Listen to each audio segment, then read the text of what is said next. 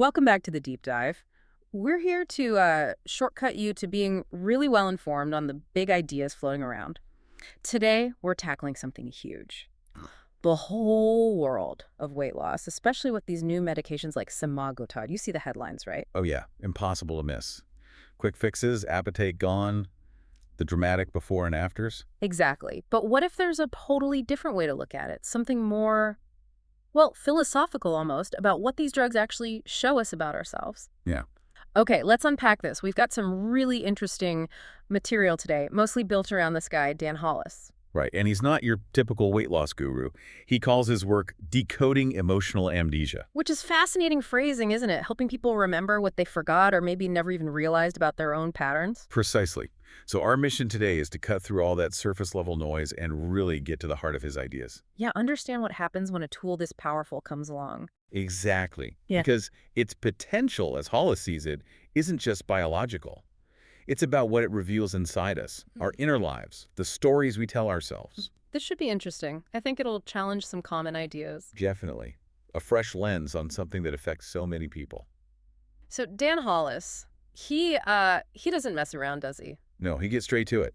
He says, the world thinks fat is about food. Calories, carbs, discipline, whatever. They're all wrong. That's pretty blunt. Very. He argues it's about something else, something we generally, avoid talking about. And this is where semaglutide comes in, but not how you'd expect. Right. This is key.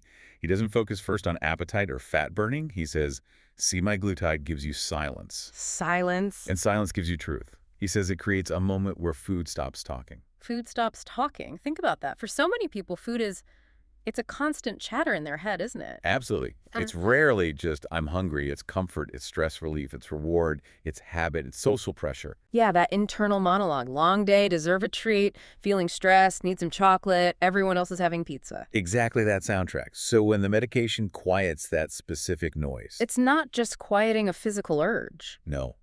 It's muting a huge part of someone's coping strategy, their whole narrative around comfort. Maybe for the first time in, well, years, God. decades even. Wow. So it creates this space. A huge space. Yeah. Imagine living next to a noisy highway your whole life, and then one day, complete silence. It wouldn't necessarily feel peaceful at first. It'd feel Weird. disorienting. Exactly. That's the space Hollis is talking about. That silence, he says, might be the first honest moment they've had in 20 years. It lets them see the emotional landscape around the food. And maybe see what's missing, like a plan for dealing with life without that constant food noise. Precisely. That silence reveals the underlying structure, or maybe the lack of it. Okay, so that silence is powerful, but then Hollis really flips the script. Yeah, with that headline idea, what if you weren't broken, just confused? That's a big reframe. Broken implies something wrong with you. Confused suggests you just need directions. Right, but if you've struggled for years, maybe decades, feeling broken, that might be hard to just switch off, Definitely. So how does he explain that? Especially when he says people relapse not into hunger, but into confusion. What's the confusion about? Yeah, he says it goes back to what food was doing for them. It wasn't just fuel. Right, we said comfort, control. Identity even. Yeah. So when the medication removes the craving, the noise, it's like losing a friend. Or maybe losing the only map you knew, even if it led you in circles. Ah, so the confusion is what do I do now? Without that familiar pattern, that familiar crutch. Exactly. It can cause real anxiety, an unsettling feeling like, who am I without this constant battle or focus on food? It's that emotional amnesia. Again, they've maybe forgotten how to navigate without food being central. And that quiet, that space, it can be terrifying. Oh, yeah. Hollis says, silence scares the hell out of most folks. Why? Because it makes them face things. Maybe. He says it makes them feel like they lost their favorite lie. Ooh, that's potent. The lie that food could fix it or numb it or whatever it was. Right. The noise was a distraction, maybe a comfortable one in a weird way. So when it's gone, that quiet is unsettling. So what happens? They feel the quiet, they get scared or confused. And they reach for what they know.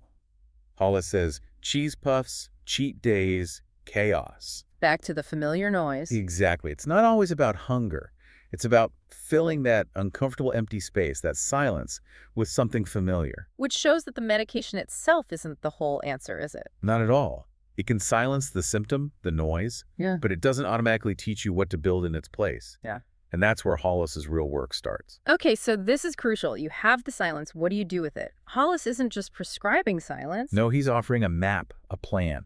He talks about building scaffolding in the space semaglutide opens. Scaffolding, I like that. It implies construction, support. Exactly. It's about creating what he calls inner architecture. Inner architecture. What does it mean practically? It means building things like framework, identity, ritual, language, concrete things. He says people often fail because nobody taught them what to do with the quiet. So his program is about helping people rebuild the emotional support system that food used to provide. Precisely. Acknowledging food had a job, maybe multiple jobs, and now you need to consciously build healthier ways to get those needs met. It's like rewriting the story people were too full to finish. That's a great line from the material. It really is. Because it shifts the goal, doesn't it? It's not just about losing weight. No, it's about becoming the kind of person who doesn't need weight loss as a project anymore. That's identity work. Deep stuff, not just dieting. Asking, who am I now, without this struggle defining me? And part of that new identity, according to Hollis, needs to be flexible, not rigid. Ah, right. He talks about pattern mastery over perfection. Yes. He says, if your system can't handle a slice of cake without spiraling, then we haven't taught it flexibility. We've taught it fear. That hits home.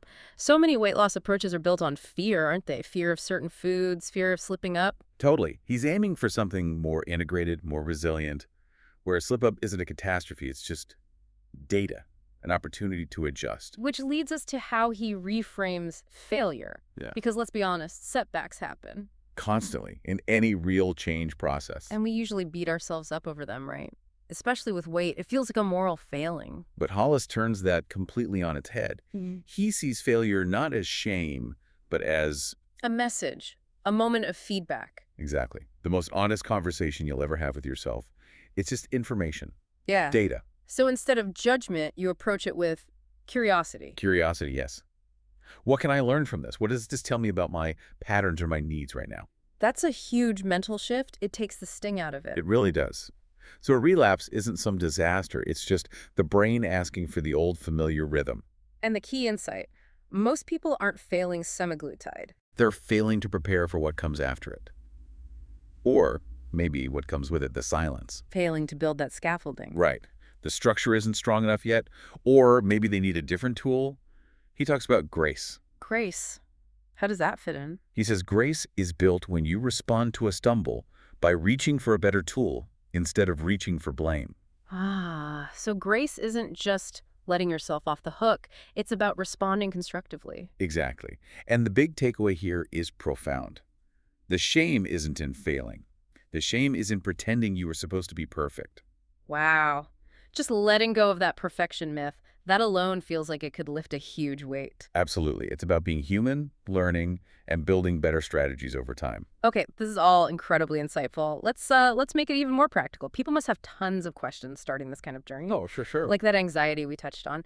Is it really normal to feel anxious when the cravings just stop? It seems backwards. Totally normal. And Hollis flags it as critical.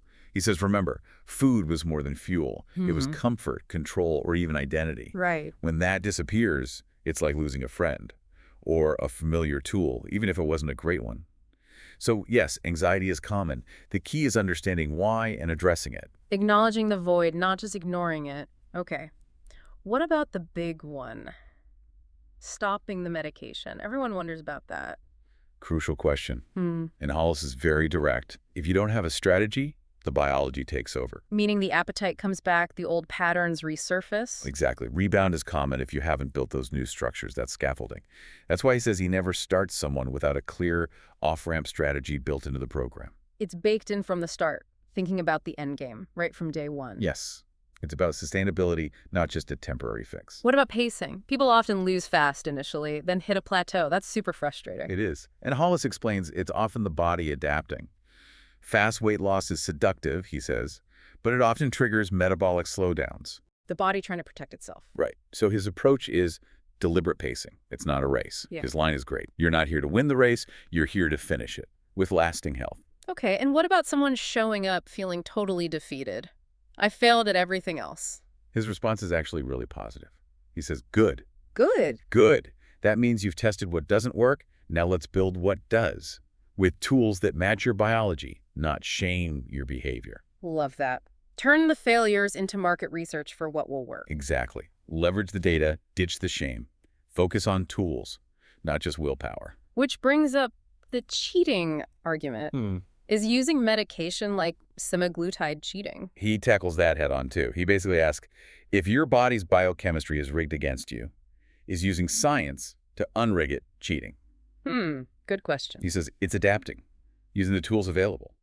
The real cheat, he argues, is pretending willpower was ever enough when biology is actively working against you. That's a powerful counterargument. It reframes it as leveling the playing field. Exactly. Using science intelligently. So if success isn't just the number on the scale and it's not about white-knuckling it with willpower, Yeah. how does Hollis define success? What's the real win? He says it's not by the number on the scale, but by how many coping mechanisms we've replaced with real tools. Back to the scaffolding, the inner architecture. Yes. Weight loss, in his view, becomes a side effect. A side effect of what? Of clarity, of alignment, of building that robust inner structure and really understanding yourself. So this whole deep dive, it's really an invitation, isn't it? To understand ourselves better. Definitely. To build new foundations, approach challenges with curiosity, not blame. And to see these new tools, not just for their immediate effects, but for the space they create. Space for real self-discovery. Yeah, space for lasting change. Okay, so as we wrap up this deep dive, it's really clear the conversation around semaglutide is much deeper than the headlines suggest. Absolutely. It's not just a medical thing. It's this potential reset, like you said. A pause button offering. Silence. And as Hollis shows us, that silence can hold incredible truth. But it's just the invitation, right? The real work, the lasting change, happens when we actually engage with what that silence reveals. Building that inner architecture, those emotional frameworks. And learning to see failure as feedback. As Hollis says, you don't hold on to weight loss with discipline, you hold on to it with alignment. Alignment. Yeah. That's a powerful word. And it comes from his own experience too, right? Yeah. He says he built his program because he lived it, felt broken himself, and wanted to make sure nobody has to go through that alone again. So this whole conversation, it really transcends just food and weight, doesn't it? Completely. Which leads to maybe a final thought for everyone listening. Here's something provocative to take with you. What noise in your own life, maybe it's work stress, maybe it's relationship patterns, certain habits, what noise might be stopping you from having a truly honest conversation with yourself? Good question. And if you could create some quiet, if you were brave enough to really listen in that quiet, what new inner architecture might you discover you need to build? Something to definitely ponder. Indeed. Until our next deep dive.